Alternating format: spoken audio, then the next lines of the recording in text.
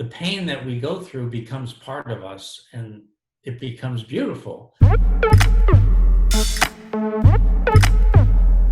Hey, it's Kristen, and today I am so excited to share with you my interview with Glen Keane, the director of Over the Moon. He gave so much insight into this project, and I cannot wait for you guys to see what he had to share. Glen, you're a Disney legend, an Oscar winner. I'm really curious, what was it about Over the Moon that drew you to this project and made you want it to be your feature directorial debut? For me, the things that really inspire me are always about the main character. I mean, I've spent my career animating characters like that, like Ariel or the Beast or Pocahontas or Aladdin. But it's this burning desire inside of them, this believing the impossible is possible, that I'm really drawn to it. And when I was reading Audrey Wells' beautiful script, here's this girl who is the quintessence of intelligence. I mean, just raw smarts. She knows her science. She knows her physics. She's not afraid to use it. She's confident.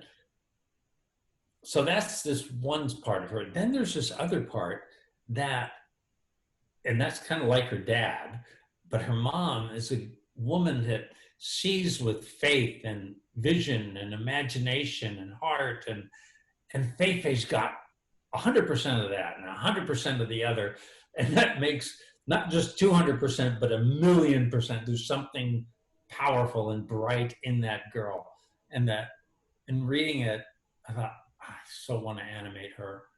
I want to design her. I want to look into her eyes and feel what she feels. And I remember Ollie Johnston, my mentor, saying, Glenn, don't animate what the character is doing. Animate what the character is thinking and feeling. And both of those were together in that character. So that's what really drove me to it. I realized I lived this moment of a rocket to the moon when I was 7, and I get to take people on that journey. That is beautiful. Now, you've been a layout artist, a character designer, an animator for decades on all of these iconic projects. So how did that kind of experience help you with directing this film? Well, I learned from Walt Disney's 9 old men, who had done Pinocchio, Snow White, and Peter Pan, Cinderella, and they were directing animators. And so I was taught by them to approach animation in a sense where you take a whole moment of a film, a sequence, and you work with the story and the designing of the characters and the cinematography and the recording of the talent. And so that's what I've done my whole career at Disney. I just never wove it all together. In essence, I got to have the fun of living in the skin of the characters and let somebody else take care of the navigation of where the heck this car was going. In this case, I had the map. But really the map was written by Audrey Wells. When I was reading the script, this is the most beautiful, wonderful script. Not every time, and rarely, is something handed to you that is solid gold like that. And I thought, wow, could there ever be a better first animated feature that I would choose than this one? I mean, it truly was a gift from God to me. Were there any places where you specifically pulled inspiration from when it came to putting this together? See, when I was reading this moment about her building this rocket to the moon, I realized, hey, I've lived this. When I was 7, for my birthday, I had a bunch of my friends over in the living room, and my dad came in and said, I have a surprise. I have a friend who works at NASA, and he has loaned me a newly invented rocket ship and it's in the backyard. What? And if you'd like, I can give you a ride on it. What? Yes. It's just one by one. And the problem is it's top secret. So you can't see it. Well, you have to blindfold you one by one. So one by one, he took us out, and you could hear ground control. Okay, we're getting ready for launch off here. And you go out there, and I climbed up, blindfolded, climbed up onto the rocket ship. I'm strapped in, and the countdown, 5, 4, 3, 2, 1, and the whole thing starts shaking, and you're going up into the air, and it was an open air cockpit. My dad had said, we're not going up into the atmosphere, we're staying down low. We're going to travel around. So we're flying, and I'm feeling the wind in my face, and you're tilting here and there, and there's a lake down there in the desert, and suddenly I'm splashing in water, and I came all the way back and landed. And as I'm climbing out of the rocket ship, the blindfold is removed. And Kristen, the most wonderful thing, because there's my mom and my dad on either side of a lawn chair. We're carrying the shortwave radio and a fan for the wind and a swimming pool. The amazing thing is I was not disappointed. It was even more wonderful that all of this happened in my imagination. And I realized as I was reading Over the Moon script, when Fei-Fei's building that rocket, I get to do this for the audience. In effect, I'm putting a blindfold over their eyes, but I'm showing them everything that we're going to imagine this is going to be. And I get to take everybody on this trip. That was just this wonderful fulfillment of that childhood dream, that your imagination is better than anything that you could actually see in reality. Absolutely. That is a great story. And I think you really can see that kind of like the magic of imagination just take form in the world that you guys built. That does make me wonder, is what we're watching, Fei-Fei's imagination, or is it real, or is that something that's kind of up to the audience? What a great question, Kristen. Yeah. What did you think? I thought it was real. I wanted to believe it was real. That's because a great child still is alive inside of you. That's really cool. Okay, so I got to tell you, I probably 3 months before Audrey Wells passed away, we were sitting in my office and on the couch there. She's sitting on one end and sitting and looking at her, and I said, when Fei-Fei builds this rocket to the moon, I mean, this 12-year-old girl building a rocket to the moon, and a goddess on the dark side of the moon coming back, and it's it's a dream, like that this actually happens. And she said, no, it isn't. I said, well, okay, well, in Wizard of Oz, when Dorothy goes to Oz, I mean, that's a dream. I mean, it's really clearly shown. No, it wasn't. What? And I could see this look in her eyes, like pure, determined belief, like, no, Glenn, this did happen.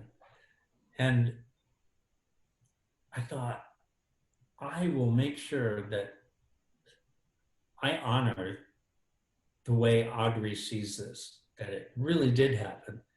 And I will honor the skeptic in me that says it's a dream.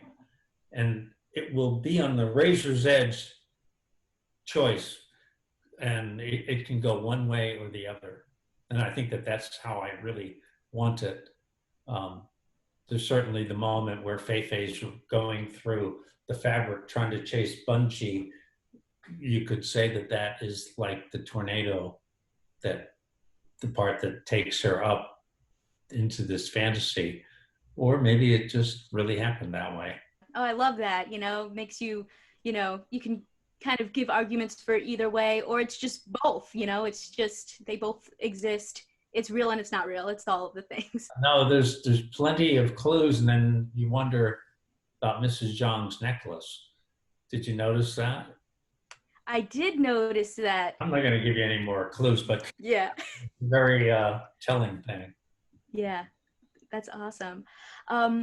Now, could you tell us what it was like to have this voice cast come together to bring these characters to life? To start off with, Kathy Ang is, if you meet her and talk with her, there is so much joy and life and energy coming out of her eyes, her voice, her acting, um, and the fact that she can sing with such sincerity that you believe what she's singing is possible. I mean, that she has to carry that for the audience, that you actually believe that that girl can do this. And there's such a sweetness and humor in her. We found her through Jenny Rim. My producer was working with John Cars doing a film called Age of Sail, a short virtual reality film. And they needed an English actress who could sing. And they hired Kathy Ang, who had a great English accent and happened to be Chinese. And so when it came time for casting, I'd never met Kathy, but Jenny has this way of letting you discover it yourself rather than telling you. Like, she knew that would be a good person. But so there was just one evening, there was an event, and Kathy was there, and Jenny knew. So she introduced me to her, and I said hello. And as we're talking, I'd been thinking so much about Fei, and talking to Kathy, I realized this is Fei. And I said to Jenny a little bit later, Jenny, Kathy Yang, that's her Fei. I think that should be her. And she said, yeah, I know it. And she can sing, and it was perfect. And then Philippa Sue, when you see both of them together, Philippa Sue and Kathy Ang, Philippa Sue is like a goddess, and they are incredible entertainers, both of them. So recording them, if they could hear, like, they're behind glass, but if they could hear you laughing, that just inspired them that much more. And especially Philippa Sue, she just would do it again, try to get you to laugh even more. And she was so aware of being an entertainer. It was so much about Chang'e, but then she could also go to the very, very emotional, deep, personal place of sorrow in the chamber of exquisite sadness that we are driving towards. She really allowed us to take, which was probably the riskiest thing in the whole movie, take the sacred symbol, this legend of Chang'e for the Chinese, and turn it upside down into a Katy Perry, Lady Gaga, diva, bigger than life. Yeah, she was a rock star. Take that sacred symbol and turn it on its head, and then get it back again, but not just back to where it was, but deeper and richer, so that you value her even more. So not that we borrowed from them their symbol and messed with it and gave it back. We borrowed their goddess, explored who she is inside, and gave them someone richer and truly a gift of teaching us how to love, how to go through pain. That was like the biggest challenge, I think, in the movie, was how do you handle this character of Chang'e and deliver her in a believable way. Well, I think you guys nailed it. I mean, this project was so beautiful, and there was so much power in that representation. Like, after seeing this movie, we celebrated Mid-Autumn Festival at my house for the first time. Like, I made crabs, and I went and found mooncakes, and we literally had our own little celebration like Thanksgiving, because I was so inspired by this movie. And I just think to be able to see a different culture that you don't always get to see represented is it's really inspiring. It makes you want to learn more. It makes you, I feel like it just makes you recognize how important representation is. And I was wondering if you could talk about the representation in this film and how we can kind of champion for inclusion. Going to China, I knew nothing about the Chinese other than what everybody knows. And there's a whole different thing about being there and meeting people. I will never forget Lulu, our guide, who was taking us through this little town, which is identical to the one in Over the Moon. Oh, wow. And walking around the canals, and I said, "Oh, I wish we could go into one of their homes and just see what they live like and see." I mean, and so she said, "Oh, okay." She just, I mean, without even worrying about what house, we were just walking by a house. She just knocked at the door and then didn't even wait for anybody to answer, just opened the door.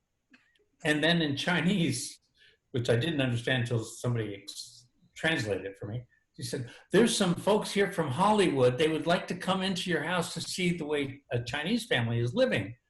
And apparently they said yes, because she said, "Come on in." We all just walked in, and there was this family, there's a group of friends. They were probably all in their 70s, and they were playing mahjong, the little game tiles. And they turned around and welcomed us and, told us to go upstairs. I couldn't understand what they were saying, but we were accepted. And I just wondered, can you imagine somebody like in Hollywood, a group of Chinese folks walking up and somebody just knocking at you, like right now in my house, knocking on the door, saying, "They want to hear some folks. They want to come in to see the way Americans live." What would you do? I hope I would be like them, to say, "Yes, come in." It was so wonderful. And throughout this whole movie, I had such great guidance from the Chinese artists in Shanghai. For example, when Fei Fei gets a gift from Mrs. Zhang, she does not like Mrs. Zhang at all. And here's this 12-year-old getting a gift. How do you animate that? How does Fei Fei take it? I know if a 12-year-old in America, a girl is gonna probably give some sign to that person like, "Yeah, thanks," something, a little sarcasm there. So when I asked them how they would approach that, they said, "Oh, no, this needs to be pure respect for an older generation giving you something. There can be absolutely no sign of anything but respect." So she would bow. So we animated it until she bows and taking it. And then the artist in China said, "Oh, no, it's not, no, she wouldn't do that." I said, "What do you mean?" I did what you said. No, she bows too far. That's like an older person would bow. But a younger generation, it's a very subtle little head. So we reanimate it, and that's the way it is in the movie. And again, there are so many of these little details, respecting that Chinese culture. I am so thankful that this movie happened now, when so much is going on, and it's a gift, this perspective of the warmth of a Chinese family. We had dinner at a Chinese home, and everybody was sitting around in a circle, and they are a very frank group of people. They do not hold anything back from talking to each other about how they talk to each other. And I knew that Fei Fei is going to be in that circle, and she will be in conflict with everybody there. And that's how the movie's going to begin. Mm-hmm. At the beginning of the first act. But in the last act, we've got to go back to that same table. Everybody is acting exactly the same, but now Fei Fei is in total harmony because she's changed. And what a beautiful, beautiful journey and message, she's learned to love somebody new, which is everything that Audrey wanted this film to say to her daughter, who was going to lose her mom in the process of making this film, and she did. And what a beautiful way of telling her to move on and move through the pain, acknowledging the pain, but being open for something wonderful to come through it, like Gobi's song, Wonderful. Anyway, there's so many good things about this movie. I am so thankful that it happened now for me and everybody that got to work on this film. And I think it's the right message for the world today. Definitely. I mean, what you said about the home that they're in, the areas that you recreated, and them being around their family table eating dinner, like those were the parts to me that really resonated with me. That's why I wanted to recreate my own version of that. You know, those are some of my favorite parts of the film. I just really loved seeing that culture brought to life. Thank you, Kristen. This story does focus a lot on family and loss and kind of being able to move on and, like you said, finding that harmony.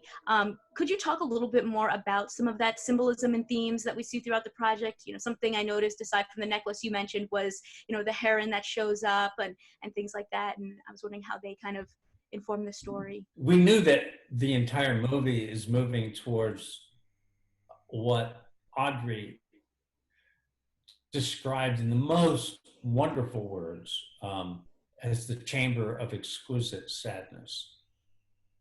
I mean, in those words is everything that had to be. It was a chamber. It's a place that is secluded. You need to go to it alone. It's only you can experience the sorrow of your own heart. And it's exquisite sadness. I mean, there's really deep sorrow where she feels that. But on the other side of a tear of sorrow is a tear of joy.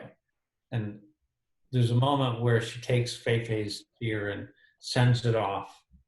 And you watch that tear go off in the distance, and it turns into this little sparkling light, and around the other little lights sparkle.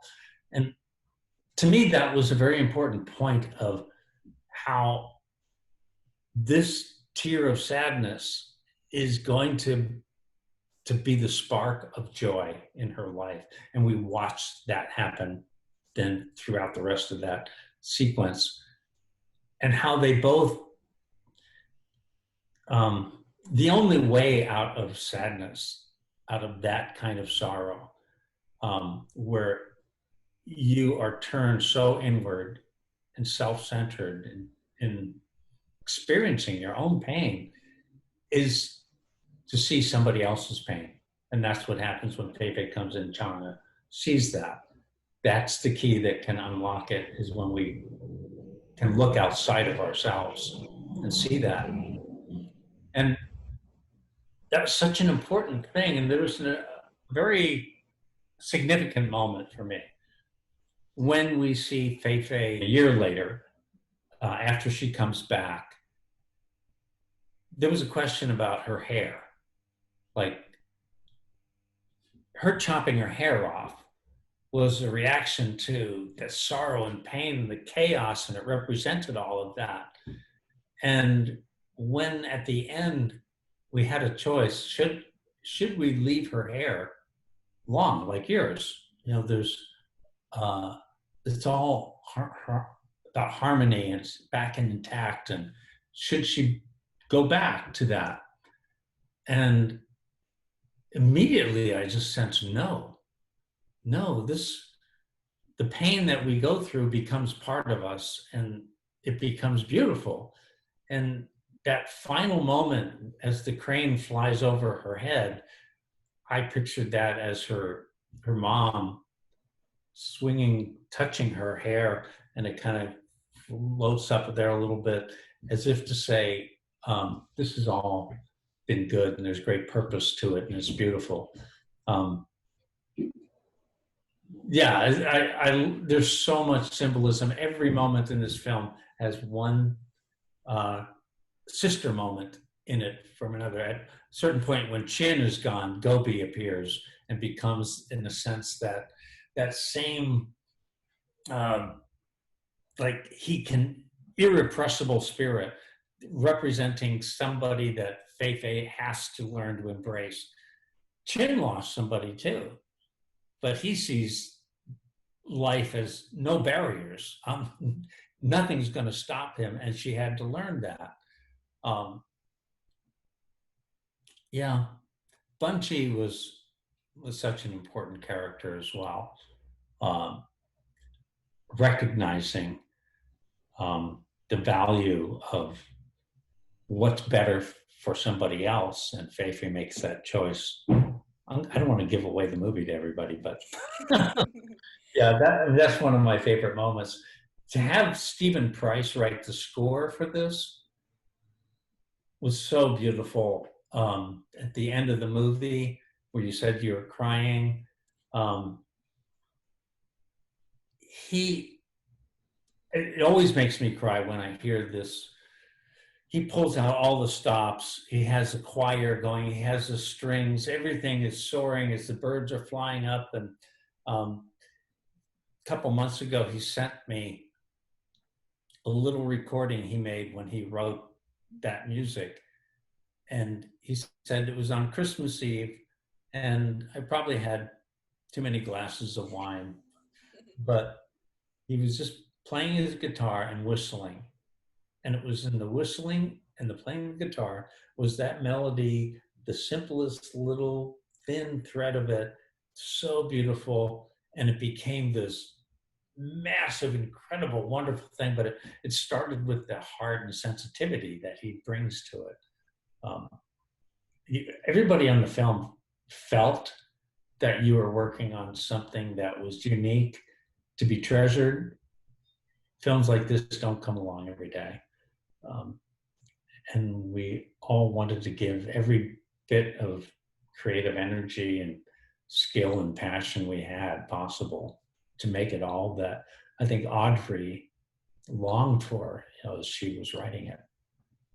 Wow, that was beautiful. And this has been such an incredible conversation. I think everything you said really came across in this movie. So to Hear from you exactly what was going on and what you guys were thinking and how detailed you got, it's just awesome. So I really appreciate your time.